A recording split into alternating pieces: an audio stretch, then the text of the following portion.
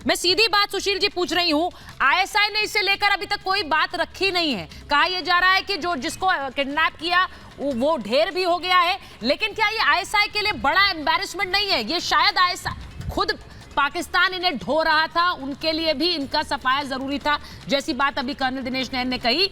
लेकिन ये बहुत बड़ा एम्बैरेसमेंट है। परिवार को सुरक्षा कौन दे रहा था? हाफिज सईद जेल में होने के बावजूद किस तरह रह रहा है, ये पूरी दुनिया जानती है।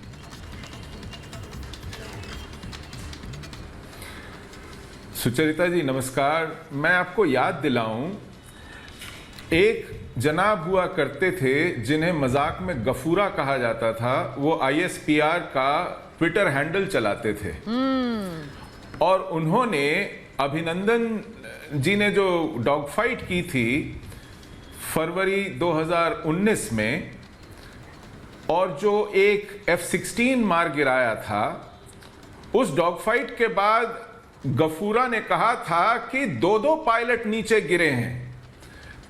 एक अभिनंदन तो हिसाब में आ गए, वो दूसरे पायलट का क्या हुआ, उन्होंने फिर बात गोल कर दी। वो दूसरा पायलट पाकिस्तान का विंग कमांडर शहजाजुद्दीन था, जो उनके रिटायर्ड एयर मार्शल और deputy chief of air force Wasimuddin का बेटा था। लेकिन अपने मारे गए शहीद सोल्जर्स के प्रति पाकिस्तान का यह रवैया रहा है कि वो मुकर जाते हैं, वो उन्हें एक्नॉलेज तक नहीं करते हैं। कारगिल में अपने बड़े अच्छे योद्धा कर्नल शेर की जो बॉडी थी वो भारत मिन्नतें करता रहा, उनकी फैमिली को बताया, तब जाके उन्होंने ली है उन्हें। तो ये मुकर जाते हैं, ये अपना चेहरा छुपाने के लिए अपनी करतूतों से मुकर जाते हैं। तो क्यों मानेंगे कमालुद्दीन मारा गया और उसे फौरन दफन कर दिया गया? अभी तो एक बेटा और है हाफिज सईद का, पता नहीं किस किस बात पे मुंह छुपाएंगे। तो ये पाकिस्तान की रिवायत रही है, ये रवैया रहा है कि वो अपनी करतूतों को छुपाते हैं, उस पर पर्दा डालते हैं, और अपनी जो हार है, शिकस्त है, अपनी बेइज्जती से बचने के लिए साफ मुकर जाते हैं। तो इस वक्त ये इस बात से मुकर गए, जब विंग कमांडर की शहादत पे मुकर गए, तो फिर ये तो हाफिज सईद का बेटा था, इस कूड़ा करकट पे क्यों नहीं मुकरेंगे? तो पाकिस्तान से ये तवक्को रखना कि वो कभी सच बोलेंगे, कभी इस बात का एहतराम करेंगे कि उनके लिए किसी ने अपनी जान कुर्बान कर दी, किसी ने उनकी दहशतगर्दी में मुलव्विस होकर अपने पूरे कुनबे को झोंक दिया, वो भी इनके बस की बात नहीं है, वो इनकी तरबियत में नहीं है। ये सिरे से झूठ बोलने वाले लोग हैं, और भारत को इसमें कुछ कहना सुनना नहीं चाहिए। उनका तो मानना है, मोमिनों का मानना है कि अल्लाह पाक जिंदगी देता है और अल्लाह पाक जिंदगी ले लेता है। तो इनके अल्लाह पाक ने वक्त आने पर वो जिंदगी ले ली, और इस पे तो मातम भी करने का इनको हक नहीं है।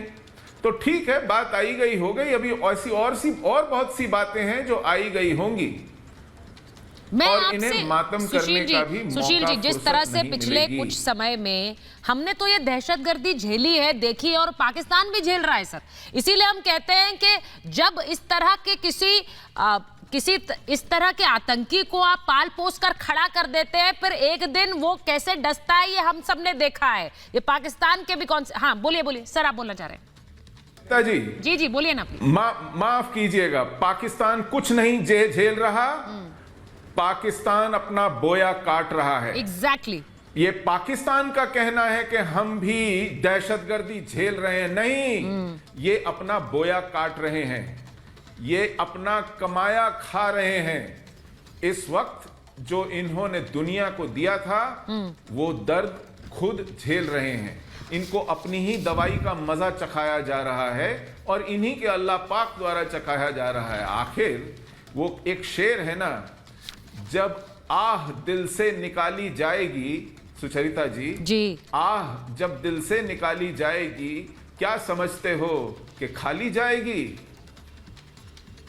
आपने बिल्कुल सही कहा, और वो आग खाली नहीं गई है। न जाने कितनों के मुंह से वो आह निकली सर, और वो हमने देखा है। मैं